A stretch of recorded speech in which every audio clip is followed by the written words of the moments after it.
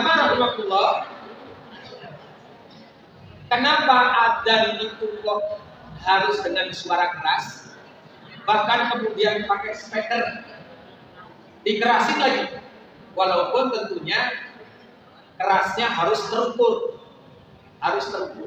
Kenapa adzan itu suaranya keras? Biar didengar sama yang lain. Biar didengar sama umat Islam. Kenapa suara adzan harus didengar sama orang Islam? Pertama, adzan itu memang memanggil. Yang namanya manggil harus. Kalau cuma manggilnya, misalkan namanya Pak Ali gitu, terus manggilnya, dengar nggak dia? Dengar nggak dia? Karena memang adzan itu panggilan, maka harus dengan suara keras. Itu yang pertama. Yang kedua, adzan itu syariat yang Allah tetapkan, yang Rasulullah contohkan untuk memanggil orang untuk melaksanakan apa? Nah, ini termasuk cerminan dari raditu billahi rabban wa bil islami dinan wa bi Muhammadin sallallahu alaihi wasallam nabi. Ya, jadi jamaah rahmatullah, pertama adzan itu panggilan, karena untuk memanggil maka harus dengan suara. Yang kedua, panggilan untuk melaksanakan syariat sholat. Untuk melaksanakan syariat sholat, utamanya dilaksanakan berjamaah di mana? Makanya panggilan suara adzan yang keras pakai speaker itu biasanya dilakukan di masjid. Wong sudah pakai suara keras, pakai speaker dari masjid. Ada nggak orang Islam yang nggak mau ke masjid? Ada nggak orang Islam yang pura-pura nggak mau dengar? Itulah sebabnya kenapa adzan pakai suara keras, bahkan pakai pengeras suara. Itu yang kedua. Kemudian yang ketiga, karena di dalam bab adzan ini ada syariat menjawab adzan. Kalau adzannya nggak kencang, kalau suaranya nggak keras, nggak kedengeran, maka orang Islam tidak bisa melaksanakan syariat menjawab adzan ini. Ada apa dengan syariat menjawab adzan? Ternyata syariat menjawab adzan ini luar biasa. Jamaah rahimakumullah, dalam hadis yang diriwayatkan oleh Imam Ibnu Majah nomor 728,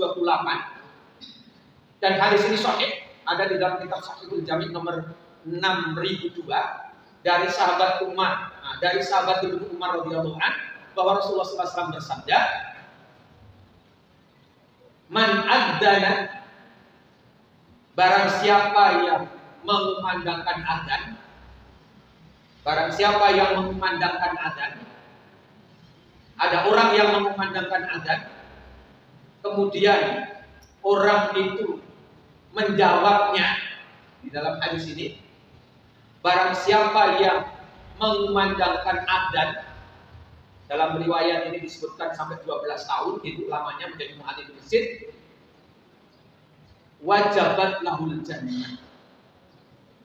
Wajabat lahul jannah, maka wajib baginya masuk surga. Ini jadi adzan itu memang syariat, dan syariatnya keras. Bahkan kemudian ada syariat untuk menjawab adzan. Maka orang yang menjawab adzan juga mendapat pahala. Bahkan di dalam hadis yang lain yang diriwayatkan oleh Imam Muslim nomor 285, bahwa orang yang menjawab adzan sebagaimana orang yang adzan, Rasulullah SAW menyatakan, dakhalal jannah. Maka orang yang adzan dan yang menjawab adzan juga dijamin masuk surga. Itulah sebabnya kenapa adzan tadi dengan suara keras, kemudian pakai speaker juga, biar yang mendengar semakin banyak, dan kemudian yang menjawab juga semakin banyak. Orang yang adzan dan yang menjawab adzan sama-sama dijamin masuk surga.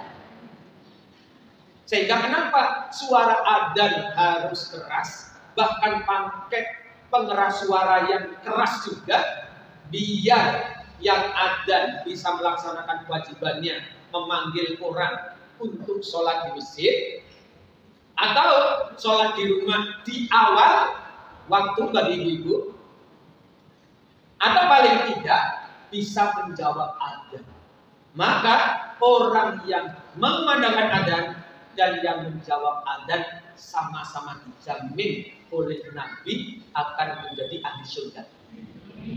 Karena itu, jamaah Allah, mari ketika ada adzan kita menjawabnya sebagaimana hadis Nabi. Kalau ada adzan, ketika mengucapkan Allahu Akbar, kita menjawab Allahu Akbar. Ketika muadzin mengucapkan asyhadu an la ilaha illallah, kita menjawab asyhadu an la ilaha illallah. Ketika muadzin mengucapkan asyhadu anna Muhammadar Rasulullah, kita menjawab. Ketika muadzin mengucapkan hayya 'alas shalah, kita menjawab la haula wala quwata illa billah. Ketika muadzin mengucapkan hayya 'alal falah, kita menjawab. Ketika sholat subuh, muadzin mengucapkan as-salatu khairum minan naum, kita menjawab ya. Kemudian ketika muadzin mengucapkan Allahu Akbar, kita menjawab lagi. Ketika muadzin mengakhiri bacaan adanya la ilaha illallah, kita menjawab. Bahkan kemudian nanti ada syariat membaca doa sesudah, ada syariat membaca doa sesudah adzan. Gimana doa sesudah adzan? Gimana? Allahumma rabba hadhihi da'watil tamah wassalatul qamah ati Muhammad. Terus, nah, di samping ada syariat menjawab adzan, juga ada syariat membaca doa sesudah adzan. Dan dalam hadis disebutkan orang yang menjawab adzan kemudian membaca doa sesudah adzan, Allah jamin, Rasulullah SAW jamin akan mendapat syafaat dari Nabi Muhammad SAW. Itulah sebabnya kenapa kemudian tadi adzan itu suaranya mesti keras, karena memang syariatnya seperti itu gitu. Makanya jamaah rahmatullah, mari mulai hari ini kita membiasakan menjawab adzan, dan insya Allah mudah-mudahan kita semuanya masuk surga bersama keluarga. Amin.